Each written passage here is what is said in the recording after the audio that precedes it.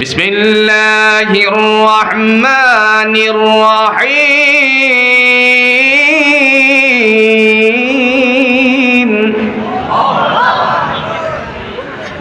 আল্লাযীনা ইউমিনুনা বিল গায়বি ওয়া ইউকিমুনাস সালাতা ওয়া মিম্মা রাযাকনাহুম ইউনফিকুন।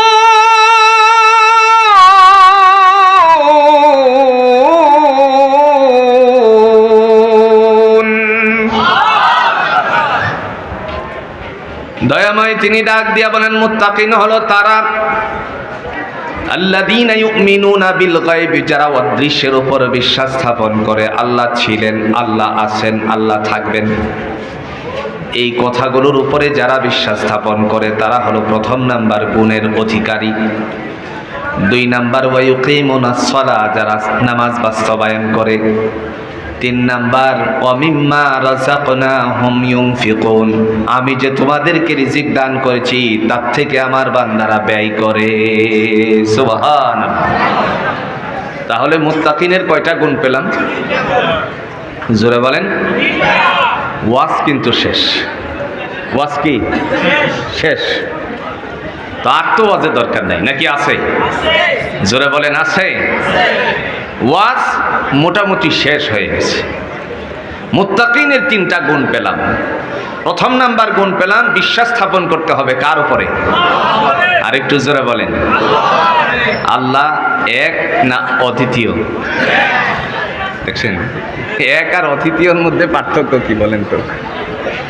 আল্লাহ এক না অধিক? জোরে বলেন, এক না অধিক? এক। দলিল আছে? কথা কন্যাকে দলিল আছে?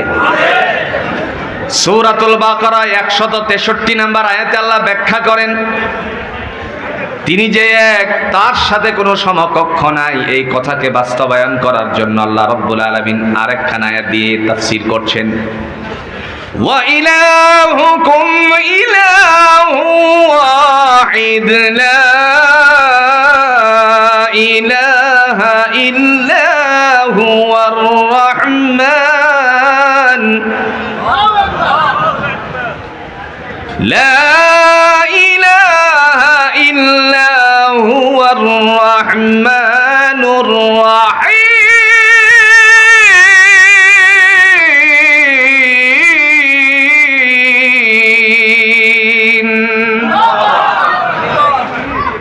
রব্বুল আলামিন তিনি বলেন, ওয়া ইলাহুকুম ইলাহু ওয়াহিদ, তোমাদের উপাস্য একমাত্র উপাস্য, লা ইলাহা ইল্লা হুয়া, তিনি ছাড়া আর কোনো উপাসনাকারী নাই। তার মানে পৃথিবীর জমিনে যত সেজদা দেওয়া লাগবে, যত অজুহাত পেশ করা লাগবে, জোরে বলুন তো আমরা পেশ করব কার কাছে? তিনি হচ্ছেন ওয়ানলি ওয়ান, লা ইলাহা ইল্লা হুয়া, তিনি ছাড়া আর কোনো উপাসনাকারী নাই। হুয়ার রহমানুর রহিম, তিনি হলেন পরম করুণাময় এবং দয়ালু। যদি ওই পরম করুণাময় দয়ালুর আল্লাহর কথা জমিনে বাস্তবায়ন থাকতো, তাহলে আল্লাহর জমিনের অশান্তি দূর করে তিনি দিতেন কি দিতেন না? জাতির মানুষেরা যদি এই জমিনের মধ্যে আল্লাহর বিধানকে বাস্তবায়ন করত, কোরআনের আলোকে, সুন্নাহর আলোকে যদি ইসলামটাকে জমিনের বুকে বাস্তবায়ন করত, তাহলে চোর চুরি করতে পারতো না, ডাকাত ডাকাতি করতে পারতো না, ব্যভিচার করতে পারতো না, অন্যায় যত আছে সবগুলো ধূলিসাৎ, জোরে বলুন, করে দিতেন কে? তিনি আরো কোরআনুল হাকিম দিয়া বলেন, বান্দারে আমি যে এক, আমার সাথে কোনো শরীক নাই। পৃথিবীতে আমি আল্লাহ তোমাদের জন্য সদা সর্বদা জাগ্রত থাকি না? আল্লাহ ঘুমিয়ে যান? কথা কন না কেন? একটু সময়ের জন্য মনে হয় আল্লাহ ঘুমাই নাকি? আজ থেকে 1450 বছর আগে আমার আল্লাহর পক্ষ থেকে বিশ্বনবী মুহাম্মদুর রাসূলুল্লাহ সাল্লাল্লাহু আলাইহি সাল্লামের উপরে কোরআন নাজিল করে এই কথাই জানিয়ে দিলেন। ইতিহাসের পাতায় স্বর্ণাক্ষরে লেখা আছে, বনি ইসরাইলের মাঝে অগণিত নবীদেরকে আল্লাহ পাঠিয়েছিলেন, তন্মধ্যে সবচাইতে সেরা নবী বনি ইসরাইলের, জুড়ে বলুন কে ছিল? মুসা কালিমুল্লাহ। হযরতে মুসা আলাইহিস সালাতু ওয়াস সালাম কথার চলে বলে কৌশলে আল্লাহকে একদিন বলতে শুরু করে দিলেন। আল্লাহকে ডেকে বলেন, আল্লাহ তুমি কি ঘুমাও না নাকি? কি বলছে? কথা কন না, কে ঘুমাও? কারে বলছে? আল্লাহকে বলে দিলেন তুমি ঘুমাও না নাকি? আল্লাহ ডেকে বললেন, মুসা আপনার কি বিশ্বাস হয় না নাকি আমি যে ঘুমাই কিনা? তিনি বললেন, অবশ্যই আমি বিশ্বাস করি। নবীদের ভালোবাসা ছিল আল্লাহর সাথে, কথোপকথন করাটা সেটাও ছিল একটা ইন্টারেস্টিং বিষয়। যত বেশি কথা আল্লাহর সাথে হতো নবীদের অন্তরকরণে তত বেশি তৃপ্ততা লাভ করতেন। সুবহানাল্লাহ। ইব্রাহিম আলাইহিস সালাতু ওয়াস সালাম আল্লাহকে প্রশ্ন করে ফেলেছেন, আল্লাহ এই যে কাকটাকে, এই যে সমুদ্রের বিশাল মাছকে আপনার শকুনেরা খেয়ে ফেলতেছে, আরো আনুষঙ্গিক প্রাণীরা খাচ্ছে, এইগুলোকে কেমনে আবার মানুষকে কেমনে আবার তুমি জিন্দা করবা? প্রশ্ন কারে করেছে? কথা কন না, কে কাকে করেছেন? আল্লাহ বলছেন, আওয়ালাম তুমিন, তুমি কি বিশ্বাস করো না নাকি? তিনি বলছেন, ক্বালু বালা, অবশ্যই বিশ্বাস করি, তবে আমার অন্তরের দৃঢ়তার জন্য একটু দেখতে চাই। সুবহানাল্লাহ বলতেন। মুসা আলাইহিস সালাম এইভাবেই প্রশ্নটা করেছেন। আল্লাহ রাব্বুল আলামিন তিনি ডাক দিয়ে বলেন, কালিমুল্লাহ, আপনার জন্য নির্ধারিত একটি পাহাড় আছে যাকে আমরা সহজ করে চিনি, জাবালে তুর বলে, তুর পাহাড় বলে চিনি। আপনি সেখানে যান, যাওয়ার সময় দুটা মশক নেবেন।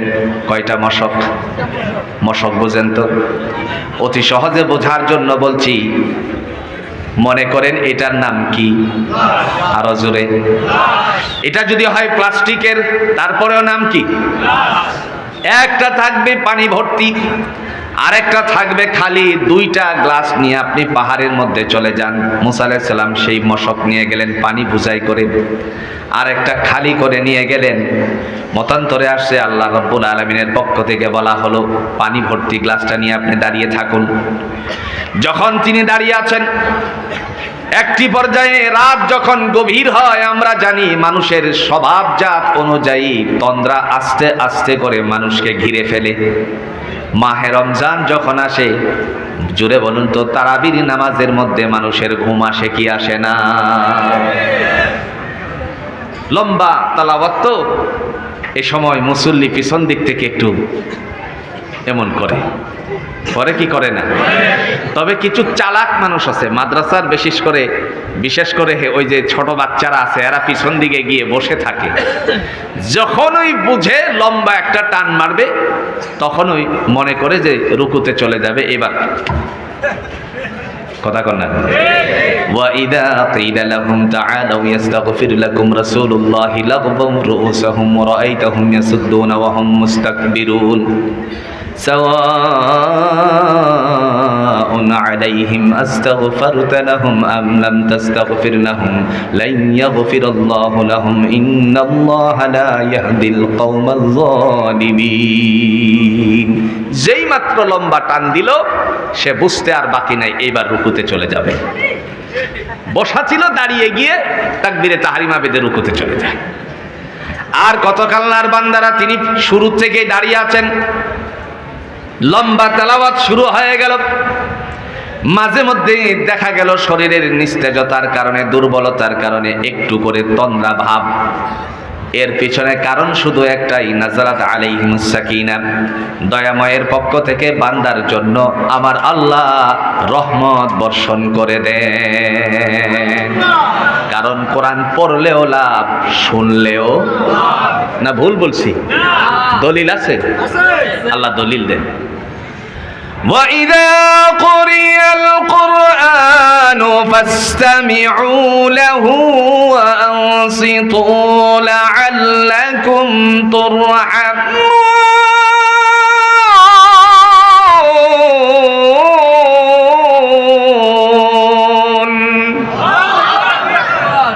আল্লাহ রাব্বুল আলামিন তিনি বলেন, যখন কোরআন তেলাওয়াত করা হয় মনোযোগ সহকারে শোনো। কেন শুনবা জানো?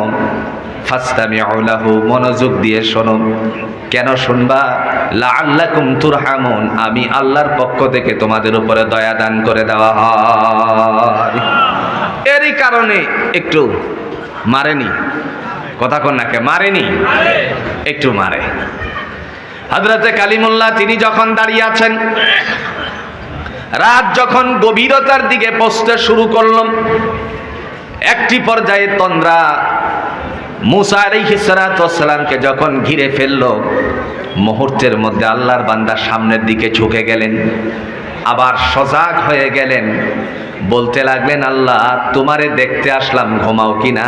এর আগেই তো আমি ঘুমিয়ে যাচ্ছি, তাইলে কেমনে দেখবো? সুবহানাল্লাহ বলতেন না? মুহূর্তের মধ্যে আবার যেন বান্দা সজাগ হয়ে গেল, আবার দেখা গেল বড় চোখে তাকিয়ে আছি। একটি পর্যায়ে তন্দ্রা এত বেশি করে ঘিরে ফেলছে, যার কারণে হাতটা আস্তে করে নিস্তেজ হয়ে গিয়ে হাত থেকে পানির মশকটা পড়ে গেল। যেই মাত্র পানিটা পড়ে গেল, আল্লাহর সাথে সাথে ডাক দিয়া বলেন, বান্দারে তুমি আমাকে দেখতে এসেছিলে, ও কালিমুল্লাহ আমি ঘুমাই কিনা? আমি যদি ঘুমাতাম তাহলে এই যে অল্প সময়ে ঘুমানোর কারণে হাত থেকে পানি ফসকে গেছে, আমি আল্লাহ ঘুমালে পরে গোটা পৃথিবী জায়গায় থাকতো নাকি? আল্লাহু লা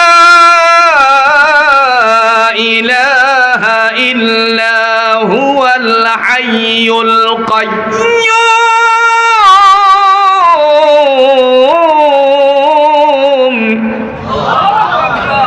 لا تأخذه سنة ولا نوم।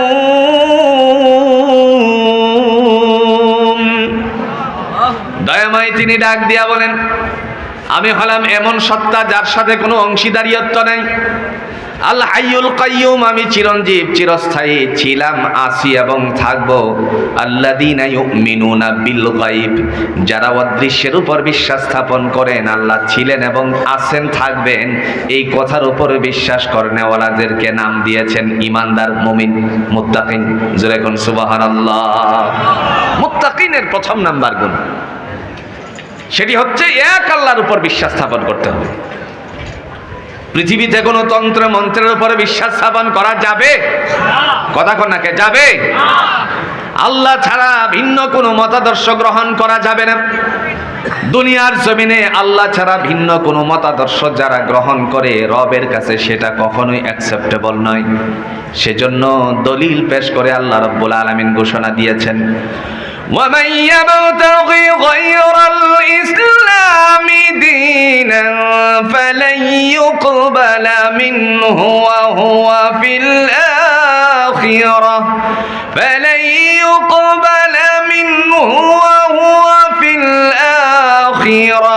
من الخاسرين।